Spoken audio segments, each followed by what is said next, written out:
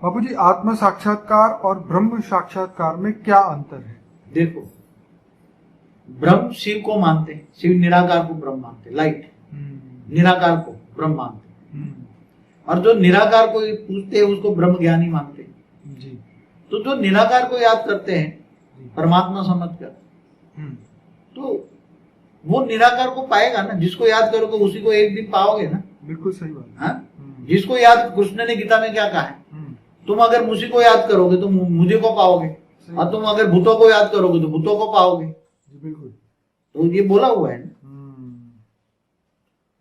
तो आत्म साक्षात्कार और ब्रह्म साक्षात्कार, तो आत्म साक्षात्कार जो आत्मा है, अपने आत्मा को जानना, जब ब्रह्म को जब जानता है, निराकार को जानता है, उसको ज्ञान होता है मैं आत्मा हूँ, ब्रह्म का अंश हूँ। क्या है जी?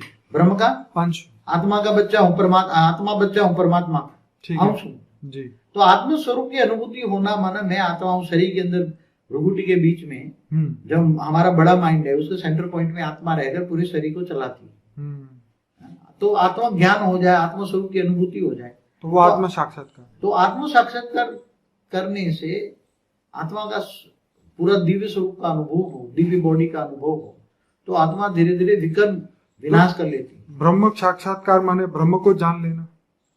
ब्रह्म का साक्षात्कार माना निराकारी स्वरूप का साक्षात्कार करना। ब्रह्म माना निराकार, निराकार शिव का साक्षात्कार करना। ओके। तो निराकार शिव, जब ब्रह्म में तुम, ये योगी क्या करते हैं, ब्रह्म ज्ञानी होते हैं, वो निराकार को याद करते हैं। जैसे सूर्य की रोशनी है, ऐसे वो रोशनी है, वो परम लाइट की रोशनी है।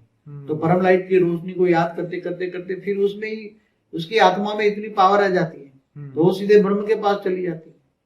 तो वो ब्रह्म ज्ञानी है। तो उसको पहले आत्मा स्वरूप का साक्षात्कार होगा, पहले अपने आत्मा स्वरूप का साक्षात्कार होगा, फिर कर्मातीत अवस्था हो जाएगी, विकर्म विनाश हो जाएगा, पाप का विनाश हो जाएगा, तो सीधे एक सेकंड में वो परम धाम में चली जाएगी, ब्रह्म के पास चली जाएगी।